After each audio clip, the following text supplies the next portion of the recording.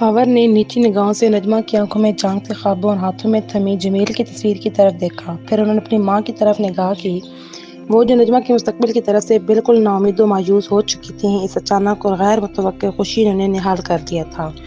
انہیں اپنی ماں دنیا میں سب سے زیادہ عزیز تھی۔ اپنی ماں کو انہوں نے آج سے قبل کبھی اتنا خوش اور مسرور نہ دیکھا تھا۔ وہ تذبذب کا شکار ہو گئے۔ ایک طرف ماں کی خوشی تھی اور بہن کا مستقبل تھا، اور دوسری طرف ان کا دل تھا۔ دل میں بسی زرمینہ کی محبت تھی۔ انہوں نے زرمینہ سے بہت دامن بچانا چاہا تھا، مگر جب سے انہوں نے اس کا دامن تھاما تھا تو دل کی تمام تر سچائیوں اور روح کی تمام تر گہرائیوں کے ساتھ وہ اس دامن سے بندھ گئے تھے۔ وہ ان کی سانسوں میں گھل گئی تھی، دھڑکنوں میں بس گئی تھی۔ پھر زرمینہ بھی تو انہیں دیوانہ وار چاہتی تھی۔ وہ ان کی لمحہ بھر کی جدائی کا بھی تصور نہیں کر سکتی تھی، نہ کہ ہمیشہ کی جدائی۔ وہ تو قیامت برپا کر دے گی، جان دے دے گی، یہ سوچ کر خاور پوری جان سے لرز اٹھے۔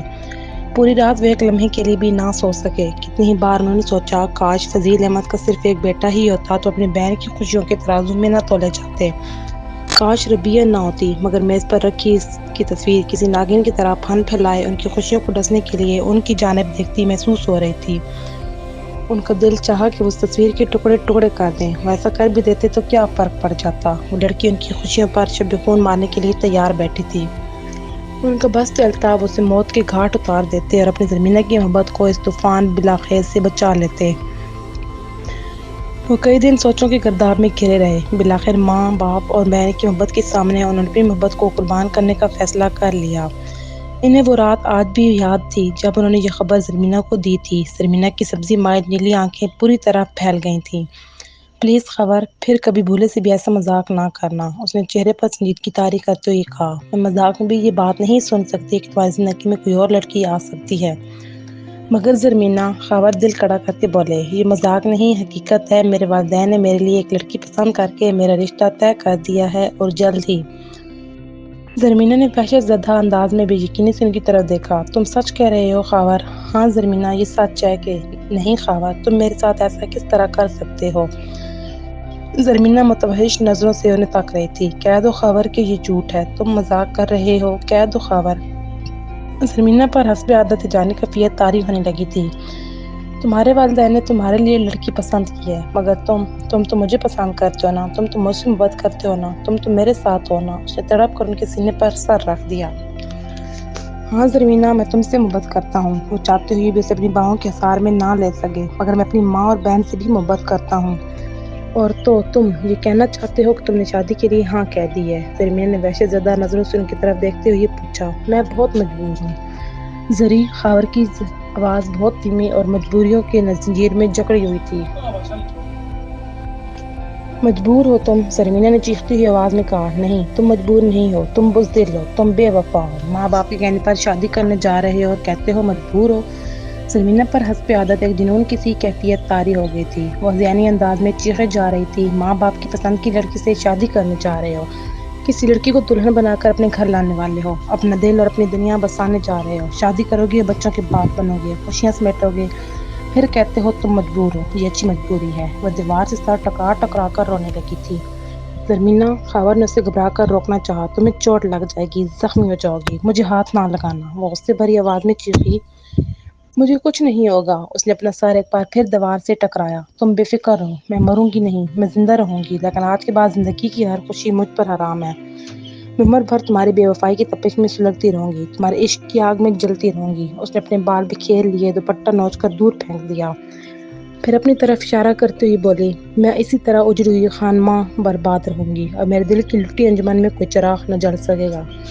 میرے وجود کی اجڑے گلشن میں کبھی بہار نہ آئے گی، یہ آنکھیں یوں ہی آنسو بہاتی رہیں گی، یہ دل یوں ہی تڑپتا رہے گا زندگی کے آخری لمحے تک۔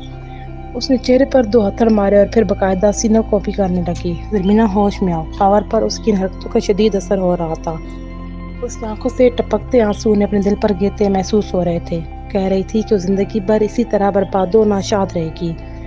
وہ اس کی ضدی فطرت سے واقف تھے، اس لیے وہ اس کی ہر بات کو سچ مان کر خوفزدہ ہو گئے تھے۔ وہ لڑکی جس سے اپنی دیوانگی کی حد تک عشق تھا، ان کی وجہ سے جیتے جی جیون سے ناتا توڑنے پر مجبور ہو گئی تھی۔ کیسی زندہ ہنستی مسکراتی لڑکی موت کی وادی میں اترنے جا رہی تھی۔ وہ جانتے تھے کہ وہ جو کہتی ہے کر گزرنے کی ہمت بھی رکھتی ہے، اور یہی سوچ کر وہ دل و جان سے لرز اٹھے تھے۔ گھر پہنچ کر بھی ان کی آنکھوں میں زرمینہ کا آنسوں میں بھیگا چہرہ گھومتا رہا۔ وہ چکراتے سر اور لٹکاتے قدموں سے اپنے کمرے کی طرف بڑھے۔ زرمینہ ان سے محبت کرتی ہے، وہ یہ جانتے تھے، مگر اس شدت کی محبت کرتی ہے وہ یہ نہیں جانتے تھے۔ زرمینہ کی محبت کے اس دیوانہ وار اظہار نے انہیں حیران، انہیں پشیمان بھی کر دیا تھا۔ اس کے عشق کی جنون خیزی نے ان کے دل پر گہرا اثر کیا تھا۔ دماغ سوچنے سمجھنے کی صلاحیت سے بیگانہ ہوتا محسوس ہو رہا تھا اور دل دھڑکنے کے سکت کو چاہ رہا تھا۔ وہ بے جان سے، بے ہوش و خرد سے بیگانہ ہو کر بستر پر گر گئے۔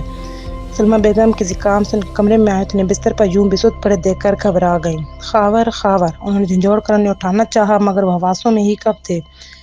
انہوں نے خوف زدہ ہو کر محسن احمد کو پکارا۔ فوری طور پر ڈاکٹر کو بلوایا گیا۔ انہیں کوئی شدید ذہنی صدمہ پہنچا ہے، ڈاکٹر کی رائے تھی۔ انہیں فوری طور پر اسپتال پہنچانا بے حد ضروری ہے۔ اسپتال پہنچ کر پہلی بار ان کے ساکت لب دھیرے سے ہلے اور آواز ابھری، زرمینہ، زرمینہ۔ ڈاکٹر نے حیرانی سے نام دہراتے ہوئے محسن احمد اور سلمیٰ بیگم سے پوچھا، یہ زرمینہ کون ہے؟ یہ نام ہم نے آج پہلی بار سنا ہے۔ وہ دونوں حیرت سے ایک دوسرے کا منہ تکتے ہوئے بولے، لگتا ہے اس حالت اور کیفیت کا اس نام سے کوئی تعلق ہے۔ ڈاکٹر نے اپنی رائے کا اظہار کیا۔ 3 دن تک وہ شدید بخار کی حالت میں، نہیں غشی کی حالت میں صرف اور صرف زرمینہ کا نام ہی لیتے رہے۔ ان کے بوڑھے والدین نے ان کی زندگی کے لیے جو ہو سکتا تھا کیا۔ محسن احمد رات دن ڈاکٹروں کے پیچھے دوڑتے رہے۔ سلمیٰ بیگم جائے نماز بچھائے اللہ تعالیٰ سے اپنے رخت جگر کی زندگی کی بھیک مانگتی رہیں اور نجمہ کا رو رو کر برا حال تھا۔ خاور کے عالم غشی میں لرزتے لبوں پر زرمینہ کے مچلتے نام نے سب کچھ واضح کر دیا تھا۔ اپنی بہن کی خوشی کی خاطر اپنی خوشیوں سے دستبردار ہونے چلے تھے، تبھی یہ حال ہوا تھا۔ نجمہ کو اپنے نوخیز خواب بہت عزیز تھے، مگر ان خوابوں کی قیمت اگر اکلوتے اور چہیتے بھائی کی زندگی تھی تو وہ یہ خواب تو کیا اپنی آنکھیں بھی نوچ کر پھینکنے کو تیار تھی۔ چوتھے دن وہ کسی قدر اپنے حواسوں میں آئے تو محسن احمد نے ان کی پیشانی پر پیار سے ہاتھ رکھتے ہوئے کہا، خاور بیٹا، یہ ٹھیک ہے، نجمہ کی خوشیاں ہمیں عزیز ہیں، مگر تم ہمارے چہیتے بیٹے ہو، تمہاری خوشیاں ہمیں اس کی خوشیوں سے بھی زیادہ پیاری ہیں۔ اس لیے ہم نے فیصلہ کیا ہے کہ اب تمہاری شادی زرمینہ سے ہی ہوگی۔ خاور نے آنکھوں میں حیرت بھر کر ماں کی طرف دیکھا۔ ماں قریب آ کر بولی، ہاں بیٹے، تمہارے ابو ٹھیک کہہ رہے ہیں۔ وہ پورے یقین سے مسکرائیں، تم نے ہمیں پہلے ہی یہ بات بتا دی ہوتی تو تمہیں اتنی تکلیف نہ اٹھانی پڑتی۔ بس اب جلدی سے ٹھیک ہو جاؤ اور جلد از جلد اسے ہم سے ملواؤ، ہم بھی تو اپنی ہونے والی بہو کو دیکھیں جس نے ہمارے بیٹے کو دیوانہ بنا رکھا ہے۔ مگر امی، نجمہ کی شادی، آواز خاور کے حلق میں اٹکنے لگی۔ نجمہ کا بھی یہی فیصلہ ہے، سلمیٰ بیگم پورے یقین سے بولیں۔ تمہاری خوشیوں کی قیمت پر اسے اپنی کوئی خوشی منظور نہیں۔ بس اب یہی سب باتیں چھوڑو، جلدی سے ٹھیک ہو جاؤ، ہم سب جلد از جلد زرمینہ سے ملنا چاہتے ہیں۔ وہ محبت بھرے لہجے میں گویا ہوئیں اور خاور کے چہرے پر تسکین بھری شرمیلی سی مسکراہٹ بکھر گئی۔ گھر آتے ہی وہ زرمینہ سے ملنے اس کے ہاسٹل پہنچے، مگر وہاں پہنچ کر انہیں پتہ چلا کہ زرمینہ 2 روز قبل ہی ہاسٹل چھوڑ کر جا چکی ہے۔ اگلے دن کالج سے بھی یہی خبر ملی کہ اس نے کالج بھی چھوڑ دیا ہے۔ خاور تو پاگل ہو گئے۔ اس کی ایک سہیلی ایک واقف کار سے اس کا پتہ پوچھتے پھرے، کسی طرح کالج سے اس کا پتہ لے کر اس کے شہر پہنچے، مگر پتہ چلا اس نے جو کالج میں پتہ لکھوایا تھا وہ غلط تھا۔ وہ ہفتوں اس کے شہر میں اسے تلاش کرتے رہے، در در کی ٹھوکریں کھاتے رہے۔ گو کہ زرمینہ کی تعلیم مکمل ہو چکی تھی، اس کے باوجود وہ میڈیکل کالج کے چکر لگاتے رہے کہ شاید ہاؤس جاب کے لیے کسی کالج کا رخ کرے، لیکن سب بے سود ثابت ہوا۔ اپنی سر توڑ کوشش کرنے کے باوجود وہ اسے تلاش نہ کر سکے۔ ایسا لگتا تھا کہ اسے زمین نگل گئی یا آسمان کھا گیا۔ آخرکار وہ تھک ہار کر ناکام و نامراد واپس اپنے شہر لوٹ آئے۔ زندگی ٹھہر سی گئی تھی، وہ اپنے ساتھ زندگی کا ہر احساس، ہر جذبہ لے گئی تھی۔ خوشی، طمانینت، مسکراہٹ، کچھ بھی تو ان کے پاس نہیں بچا تھا۔ وہ آنکھیں بند کر کے بستر پر لیٹتے تو ان کی آنکھوں کے سامنے زرمینہ کا آنسوں سے بھیگا ہوا چہرہ آ جاتا۔ زرمینہ کے الفاظ ان کے کانوں میں گونجتے، میں مروں گی نہیں، زندہ رہوں گی، مگر تم سے عشق کرنے کی سزا میں خود کو اس طرح دوں گی کہ مردوں سے بدتر زندگی گزاروں گی، زندگی کی ہر خوشی خود پر حرام کر لوں گی۔ اب یہ لب کبھی نہیں مسکرائیں گے، یہ آنکھیں ہمیشہ آنسو بہاتی رہیں گی۔ وہ گھبرا کر اٹھ بیٹھتے۔ انہوں نے زرمینہ کے ساتھ کیسا ظلم کیا تھا، ایک ہنستی مسکراتی جیتی جاگتی لڑکی سے جینے کا حق چھین لیا۔